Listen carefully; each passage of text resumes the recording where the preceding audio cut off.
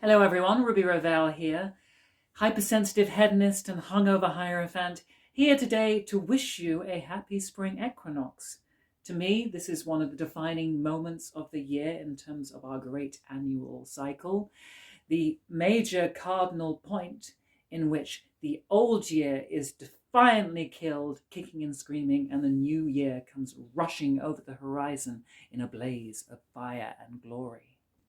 Astronomically speaking, the spring equinox marks the point at which the sun reaches the vernal point of Aries, when day and night come together in resplendent equipoise and equal duration, but, crucially, with the forces of light and diurnality and growth and seasonal efflorescence destined to grow into greater power and to leave the dark hounds of the night behind.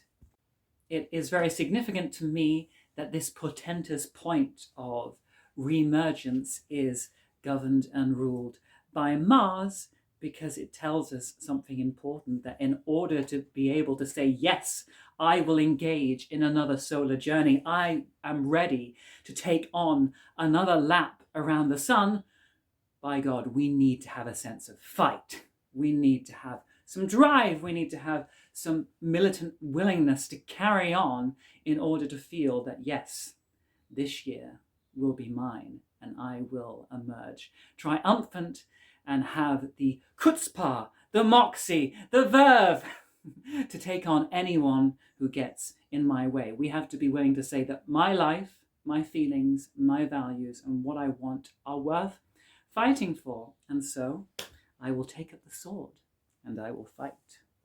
This rebirth of the gutsy warrior energy is very important to help us recover from those final days and weeks of the liminal zone of Pisces, where rather than being this Aryan warrior who has a strong sense of personal conviction and destiny, instead we are in this state where we feel so overwashed and overcome with all of the unlived aspects of our life, with all the dreams and fantasies that we have yet to engage with, entangle ourselves with, and bring into birth, that we no longer really know who we are anymore.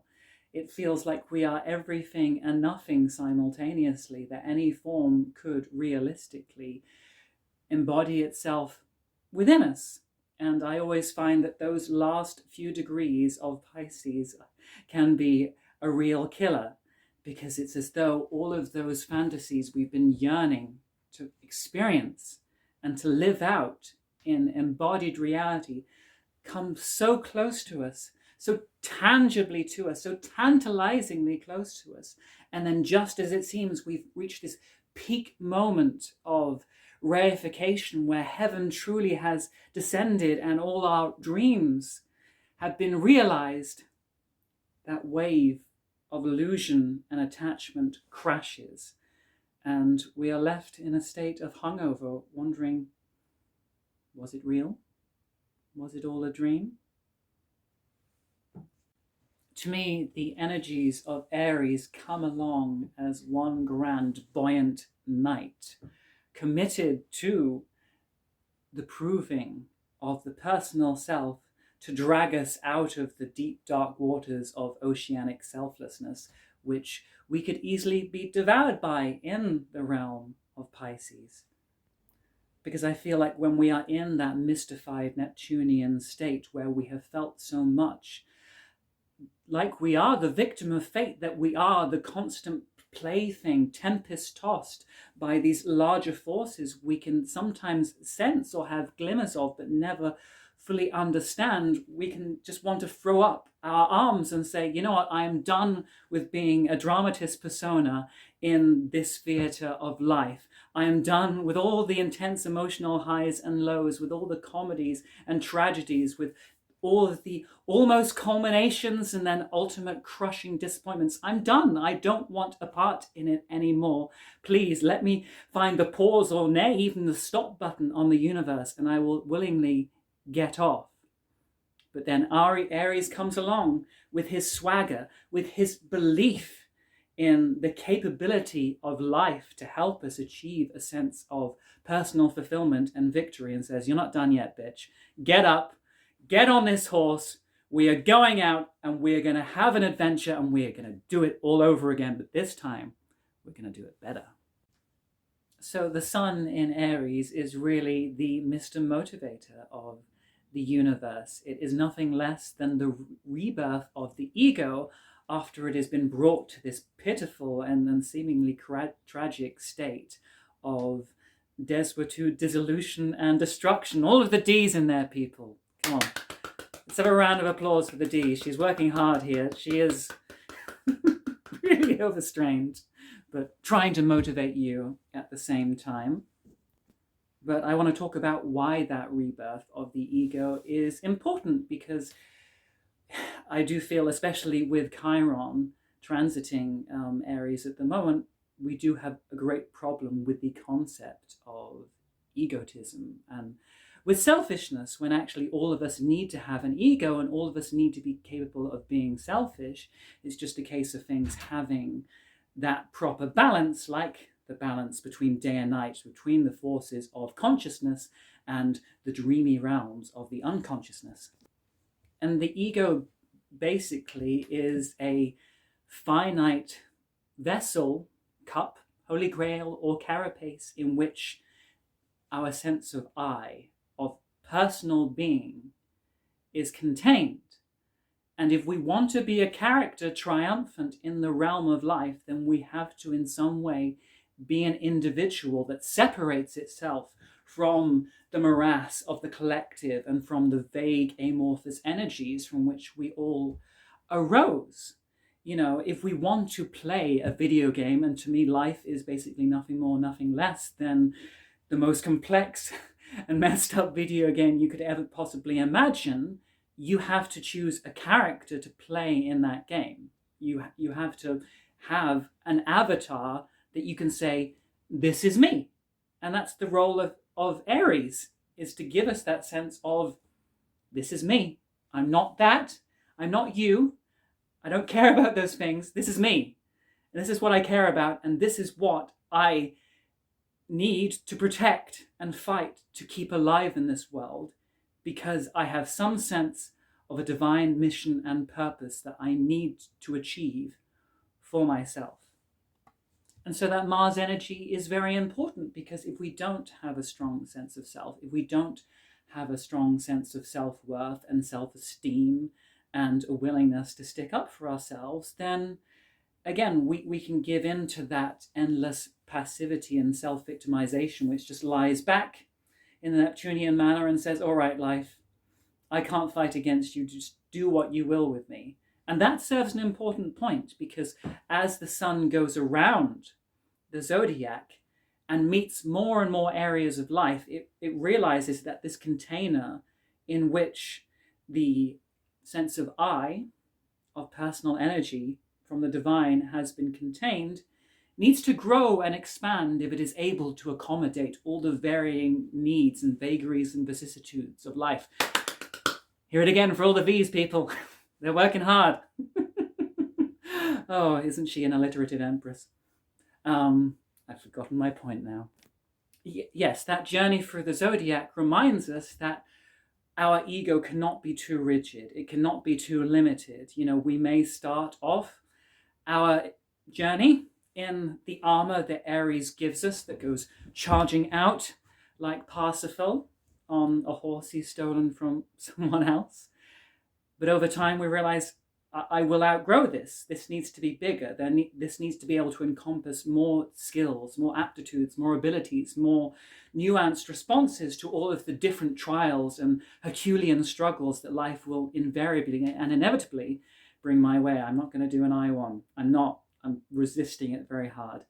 But then by the time we get to Pisces, at the very end of the zodiac, that is the point where we may realize that the container in which we have been housing our I is just too outmoded. It no longer represents who we are and the changes that the journey we have been through have put to us. And therefore it needs to so overfill us with all of the grander divine sense of I am from the cosmos, to the point where it just blows us open. We are just flooded, broken open, burst the banks. Our cup has not just overrun, it's really a Noah's flood of prelapsarian proportions. And after going through that 0 point moment, we realize, okay, if I'm going to start again, I need to now incorporate all the things I've learned about myself, all the unexpected discoveries that have arisen in those Piscean waters, and I now need to embody them in action, in a sense of purpose, in a sense of clarity and direction. I have tried many things over the previous year. Now I'm going to try something new, which is more in accordance to what I really care about and feel is worth fighting for now. And we can't do that if we don't have a sense of self. We can't do that if we don't believe our own cause is worth it. And that's why it's a personal ego or mission, as opposed to the more collective sense of mission we might get in Pisces or Aquarius, Capricorn or Sagittarius. At starting point, we have to feel that life is worth living for ourselves. Otherwise, it may be very hard to get out of bed for the morning and to labor on behalf of anyone else. There has to be that sense in which our own inner child gets nourished. And yes, Aries will have a tantrum if that Aryan child doesn't get its way. But sometimes crying out that you haven't got what you wanted can also help to clarify you and tell to you what it is you do really want. And then you can go out, maybe you can grab it. So having an ego, having a self, being selfish in proportion is all important. The times when we begin to see selfishness as being a dangerous or narcissistic thing, to use a much overused term that people like to fling at one another when they don't like their actions or don't understand them, is when the lens of ourself becomes so overpowering and we are so closely identified with the avatar that we have chosen to play that we cannot see anyone else's point of view. We are so attached to our own struggles, our own passions, our own yearnings, our own sense of what we want, that we can almost be deaf, dumb, and blind to anyone else's. And this is where some of the pushy, overbearing qualities of Aries can sometimes take over. They can be so strongly affiliated with their own personal mission that the world is stratified into either those who are for us and who are comrades in our fight, or those who are against us, who we will belligerently take on. And that's obviously a very dualistic and primitive way of approaching things. So it's almost like the divine egotism that we see in a young child, this belief sometimes that if they want something badly enough, if the sense of I want something badly enough, then by God, the rest of the world must be compelled to want it as well. How could it not? How could it not all want to serve that driving force within? And from an animalistic point of view, that makes sense. If we think of this as being the springtime, when suddenly animals are strongly engaged in courtship and all those adrenalized fight or flight reactions are pumping in that moment. As animals, if we want to mate, if we want to reproduce, if we want to carry on the ancestral line of which we are but a single link, then we have to take that animal drive very seriously, because we are competing for resources. We understand that the rest of life is finite as well, that there are other people who want the things that we want, and being able to prove our superiority to them is necessary for our survival, if survival is what we think matters. So I think one of the most difficult parts of the spiritual journey is valuing and having enough conviction in your personal self that you can fight for it and you can make actions that are goal-centered and in some way personal fulfilling enough to be reinforcing so that you keep chasing after them, but also to be dissociated enough from that self to understand that it is just a character you are temporarily wearing for the sake of having some kind of finite experience in this time-bound world, that you don't have to be enveloped by your ego and lose your sense of humor about the grand playtime in which we have been lucky enough to engage in. Anyway, that's about as much as I can give right now, in my in my own washed out, rinsed out state. Those waters of Pisces have really taken me to the brink, but here I am with a smile on my face, and what more could anyone ask for? Anyway, please share your own Aryan stories with me, and feel free to support me on Patreon as well, so I can carry on my own hero's journey, which you can all watch and celebrate and partake in if you so wish. And my email address will also be below if you fancy any spiritual or astrological counseling, and I can say, this is the sword you need on your quest, not that one. This is the wizard you need to consult.